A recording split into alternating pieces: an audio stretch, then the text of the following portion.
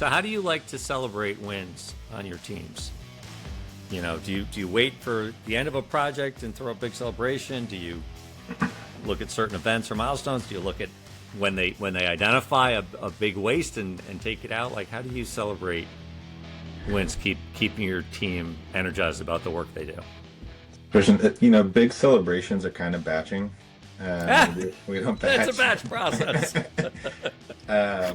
We operate, so each project team is a scrum, and each internal back office team is also a scrum, and we have level of the organization that we call Scrum of Scrums, which is when all the scrums get together. Every other Thursday, the Scrum of Scrums shares their work on the previous 2 weeks. Okay. And that is everybody's favorite meeting of the 2-week sprint, is when we get together and see everybody's work, and people are excited to share what they've been working on, and then people are getting exposed to other projects, and like just the connections that start happening, and the celebration. There's lots of like heart emojis and clapping, and I always walk out of that meeting. It's hard when you're in it to recognize how much human activity is happening across the team and across all the projects, but then when you see it, it's like, it's really amazing.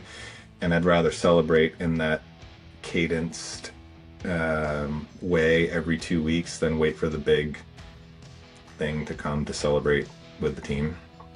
I love that, sharing the work just by the nature of saying, here's the project we're working on, here's the work we're doing. It seems like a best practice share, but it gives that recognition, right? Throughout the journey, you're being recognized and learning at the same time.